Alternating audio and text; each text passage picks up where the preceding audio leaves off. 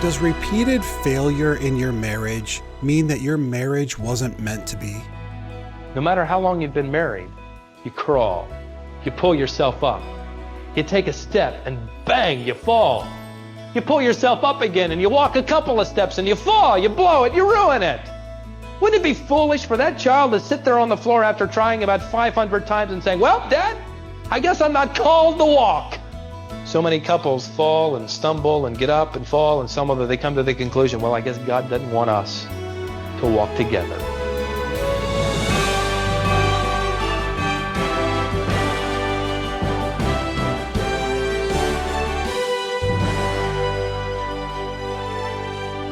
When you fail at something over and over again, or continue to make the same mistakes, you might be tempted to come to the conclusion that it just wasn't meant to be.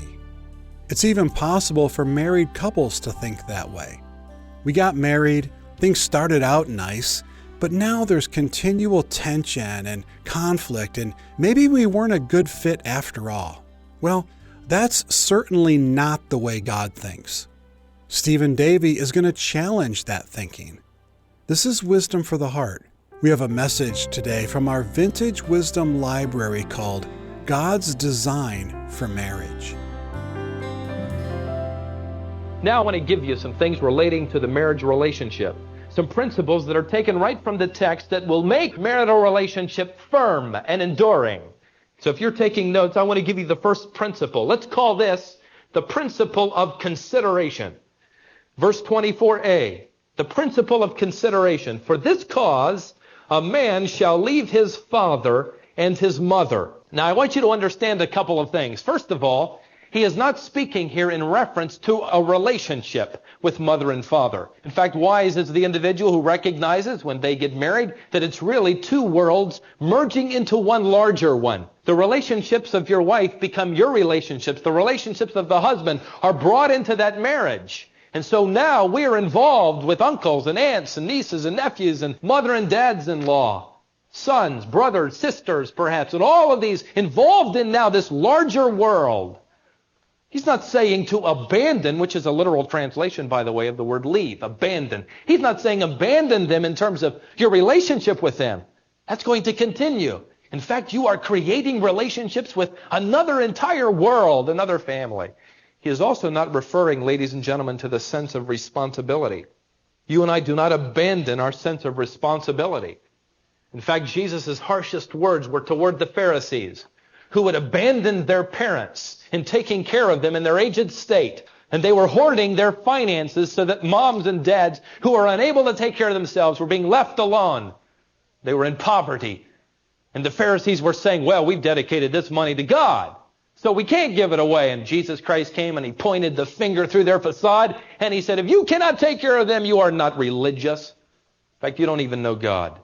So he is not referring here in this passage, obviously, to a relationship, abandoning that, or to abandoning responsibility. What does he mean when he talks of abandonment? Let me give you what I think he is saying. He is referring to priority, to the sense of direction. So that a man and a woman leave the nest and they create for themselves their own purpose, their own direction. And that marital relationship takes priority over any other relationship. The responsibility to the wife, the responsibility to the husband now has priority over every other relationship in existence. And that means that you may strike out on a different course than mom and dad would want. You might go places they would never go. But I think this also involves the parents of those who marry. This is not only in the case of newlyweds, but of course in the case of as long as they live. This is the painful part because this means that fathers will have to suffer that pain of knowing their little daughter is now looking to another man. There will come a day when I may hear that they have purchased an automobile that I don't think is a good deal. And, the temptation for all the dads is to just march over there and give them that lecture, the one on fiscal responsibility, number 32. And you've got to bite your lip because they've got to learn. You see, your children will marry You may have children married now. You may be married and afraid to develop your own direction, your own values, because more than anything in the world, you want to hear dad say, you're doing a great job. You want to hear mom say, I'm pleased with your direction. You know what God says? God says, now is secondary. You together strive to hear me say, I'm pleased. It means, moms, that your son is going to be cared for now by a woman of different tastes. This message of abandonment is not just for the husband and wife. It is for the parents. And the message is this: let them go. In fact, you will do a great service to your young people if you will allow them to develop their values and priorities and direction. There are several periods I have read and, of course, have experienced a few of them that create a tremendous amount of stress on a marriage. The first few years, the birth of a child.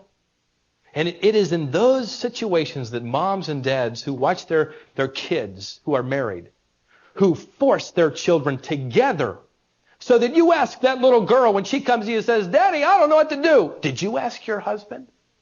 What does he think? See, Mom, I'm not sure what I should do in this situation. Did you ask your wife? You see, that is where parents can have a tremendous impact in developing the direction of their young people. I can't believe this is true, but I read this past week. You're not going to believe this, but a mother called her son 3 times on his wedding night. Now, come on, you know that's kind of funny. You know, I thought about it, and I thought, what kind of mother would call her son on his wedding night? And then I thought about it a little longer. What kind of dummy would leave his phone on the hook? Oh, it's you again, Mom. 3 times. You see, what God is saying here in the first manual on marriage is that your marital relationship takes priority. It may mean disagreeing with mom and dad. It may mean taking a different direction, establishing different values. But that marital relationship will take priority. That is the principle of considering that wife above all other women or all other relationships, that husband above all other relationships. That's the principle of consideration. Let me give you the second key principle I think is in this text, and it's found in the word cleave. Would you look back at your word there? Chapter 2, verse 24b. For this cause a man shall leave his father and mother, that's A. B, and shall cleave to his wife. The word cleave could be literally translated weld or grip. The scene in America today, the marital scene, would change drastically if couples coming into marriage would come in with one basic proposition. There is absolutely no way out. One man I read last week said that commitment is taking your hand off the doorknob to the back door of your marriage. There isn't a way out, but there's a way through.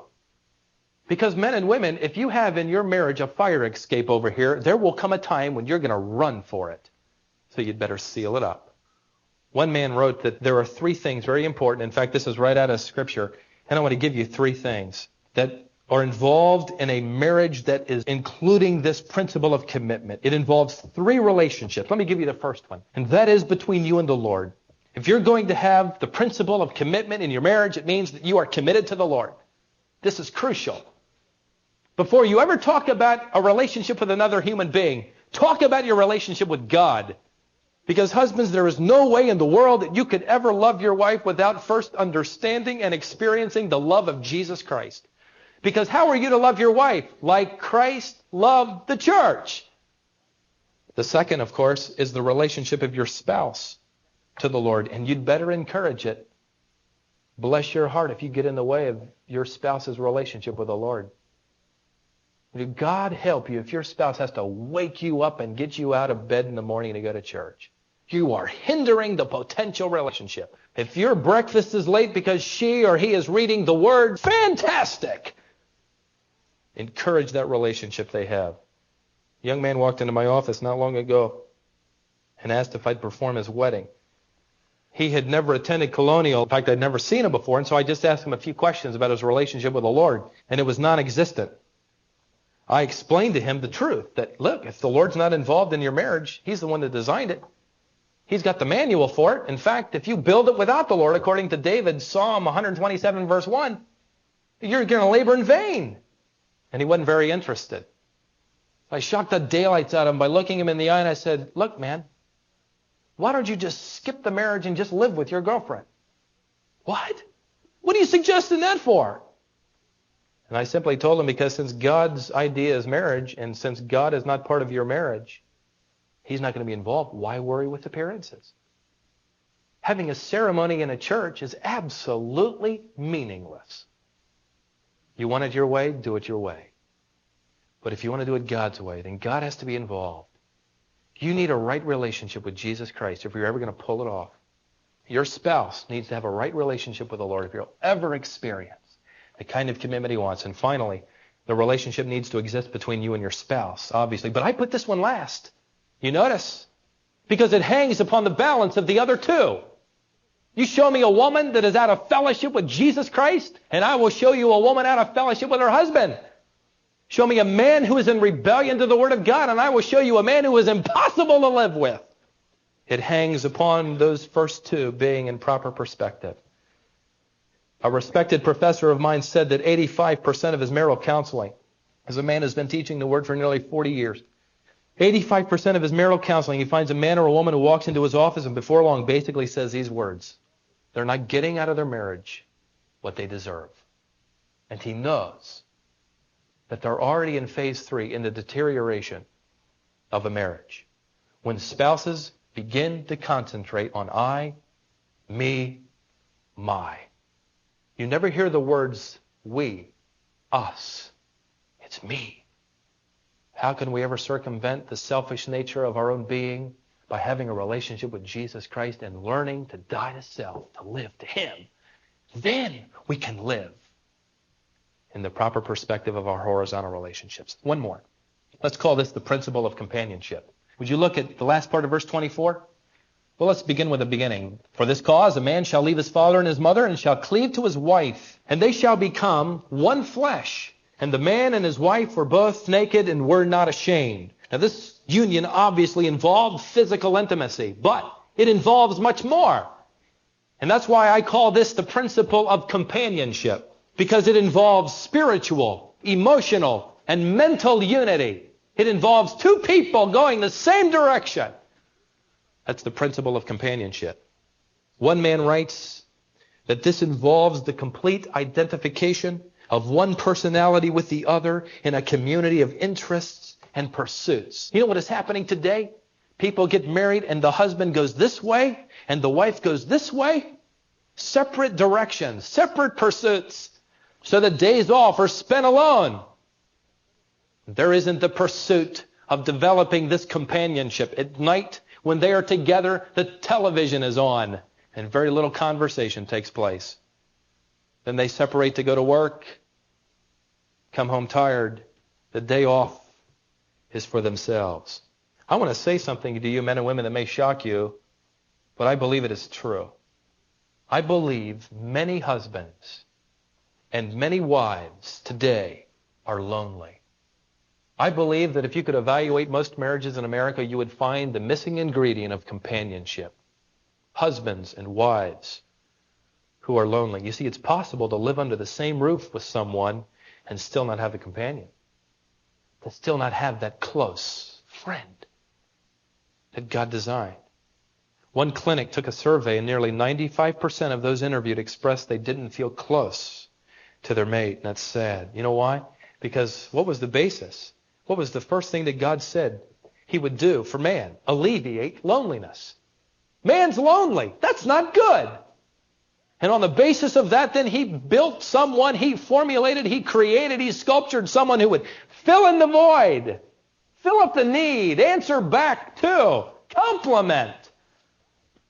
Isn't it interesting, my friends, that when God sought to alleviate the loneliness of man, He didn't create 10 good friends. He created a woman, a wife.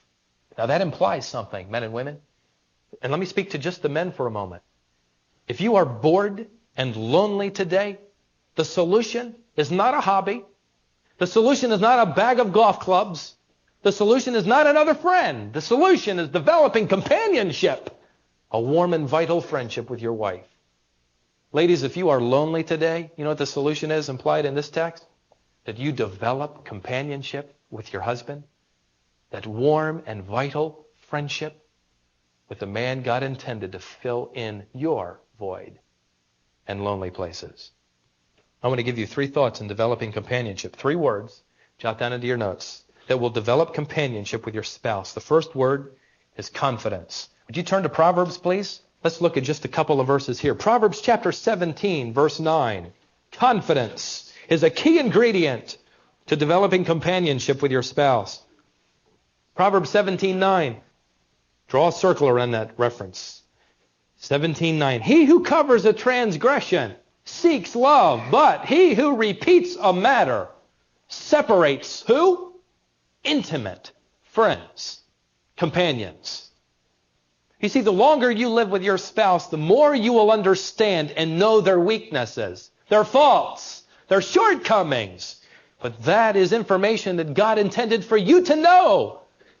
So many times when couples argue, the first thing that comes out is something that is used as a weapon that's directed at one of the weaknesses. For instance, a man may open up to his wife and admit to her that he is incapable or finding it difficult to handle finances. And the first time they're in an argument, guess what comes out? You never have a penny in your pocket. Guess what? He's going to clam up. A wife may admit to her husband that she really feels intimidated about being compared to her mother. Oh boy, we've got a weapon now. First time that argument hits, man, it reaches a peak, and guess what? You're just like your mother. Guess what? You have just broken confidence. You know, wives, sometimes you know things about your husbands that you share with other ladies at work, and men, you share things about your wives with other men at work, and my friend, you are destroying the potential for companionship because there is no confidence. You can't trust each other. And Solomon says that in order to have companionship or confidence, then you must cover transgressions and not repeat them. Let me give you another word that I think is crucial in developing companionship, and that word is communication. Communication. And let me give you 2 thoughts under that. These are all C's, so hopefully you and I will remember them a little bit easier. The first is confrontation. That's part of communication. You say, well, wait a second, I thought I wasn't supposed to criticize my spouse. Well, I'm not suggesting that you be critical, but might I turn your attention to Proverbs 27? And let's see what he says here in verse 5. Proverbs 27, verse 5. And then keep your place there because we're going to look at another verse from that same chapter. Proverbs chapter 27, verse 5. You say that the reason you never say anything to your mate is because you love them, right? The reason you never confront them about something is because you just love them. And aren't you just supposed to accept everything? Well, what does he say in 27:5? Better is open rebuke than love that is concealed. Faithful are the wounds of a friend. In other words, they are productive in developing character than in the kisses of an enemy because they are deceitful. You know, I have seen couples where the wife just doesn't say a word. The model of passivity. Some of you husbands say, well, I'd like to learn the secret of that one. No, you wouldn't. Because you see what happened behind closed doors, behind the scenes, it may have even happened out in the open, is one day the wife suggested something to the husband and bang! Don't you give me advice. I'm the commander of this ship. And he has squelched the potential confrontation that will ultimately sharpen him. Same way with a husband advising the wife, but I've seen it more in terms of wives advising husbands. They don't want to hear it. They would rather their wives remain silent, and yet they have been robbed of one of the best things a marriage provides, and that is a sharpening impact of that mate toward you in confronting you with things that you cannot see. You're blind. I read a story that's kind of humorous, but hang in it. And it talks about his husband and wife, and they were celebrating their 50th anniversary. And, everybody always just admired their relationship because, she was just the kindest thing, and he could just about do anything he wanted to do. He could do anything he wanted to, and she'd never say a word. And they were asking, her one day, how did this happen? Boy, what's the secret to that? She said, well, it happened on our honeymoon. She said, we went to the Grand Canyon, and we were taking 2 mules. We were riding 2 mules down the side of the Grand Canyon. And my husband's mule stumbled, and my husband grabbed him by the ears and shook him and said, that's once. And then a few yards ahead, the mule stumbled again, and her husband took him by the ears and said, that's twice. Finally, the 3rd time the mule stumbled, the husband got off the mule and pulled out a pistol and shot the mule. And the wife said, I started to protest. And he ran over to me and grabbed me by the ears and he said, that's once. Would you look at verse 17 of Proverbs chapter 27? Boy, if this isn't talking about the marital relationship, I don't know what. Iron sharpens iron, so one man sharpens another. The spouse, the mate that God has given you is iron. Somebody said that a good marriage creates just enough friction like sandpaper to round off the rough edges. That's what he's talking about right here. Iron sharpens iron. And by clamming your wife up when she advises, and wives, when your husband advises perhaps something that you cannot see, and you say, I don't want to hear that. You know, we've drawn lines around our marriages. You've seen it. Perhaps you've been involved in it. You've got a line, and buddy, don't step across that line, because if you do, you're on my turf. That's mine. Don't say anything about that. And as a result, you have a blind spot in your life that your mate cannot help you with because you refuse to hear. Confrontation is crucial in sharpening.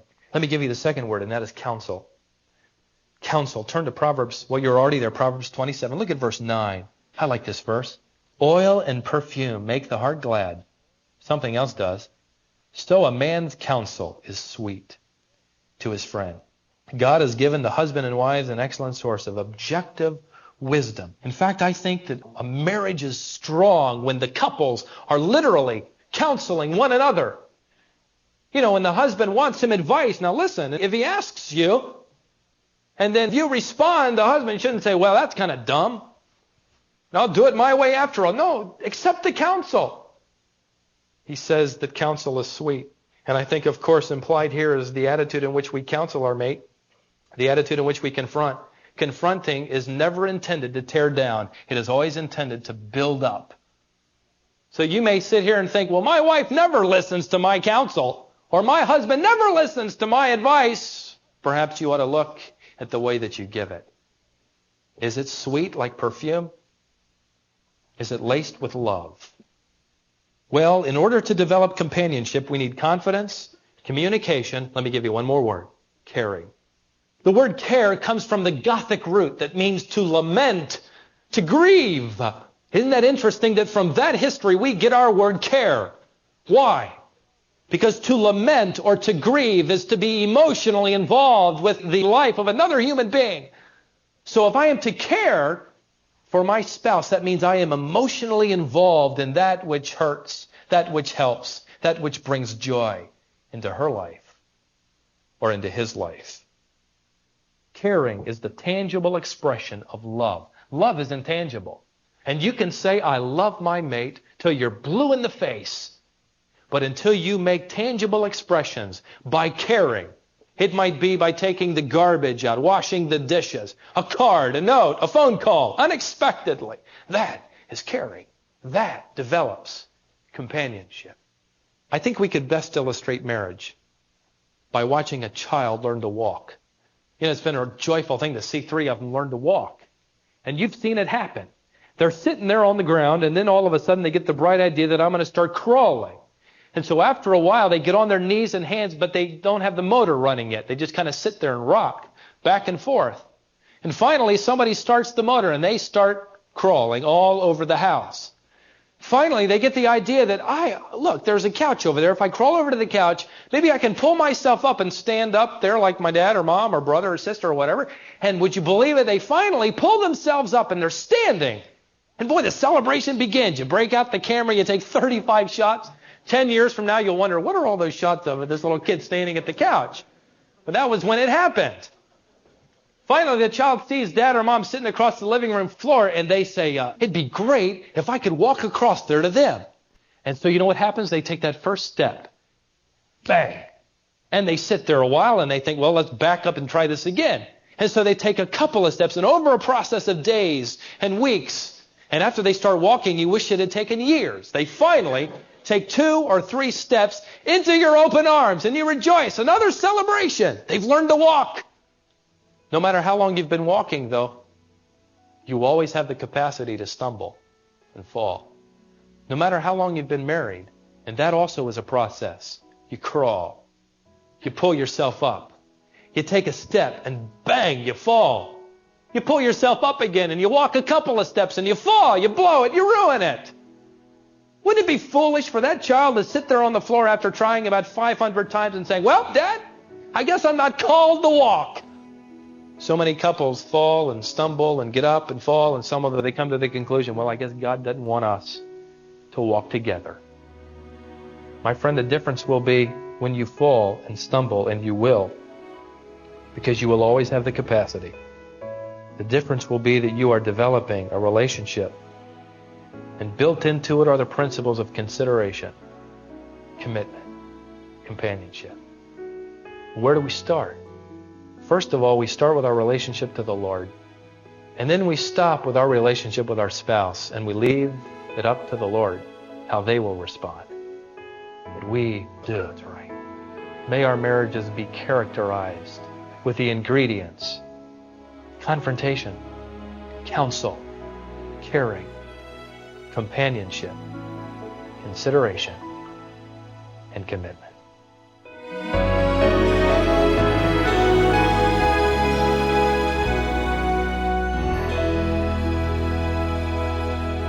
Those characteristics will serve you well in your marriage. And I hope today's lesson was encouraging to you. We live in a culture where divorce runs rampant. We've seen today that the main reason for this is bad theology. If we could just get our theology straightened out, we'd get our marriage straightened out as well. Thanks for joining us today here on Wisdom for the Heart. We've gone back to our vintage wisdom archives to air this series entitled Origins. Stephen Davey first taught these lessons back in 1988. The lesson you heard today is entitled God's Design for Marriage. If you know someone who could benefit from listening to this message, please consider sharing it.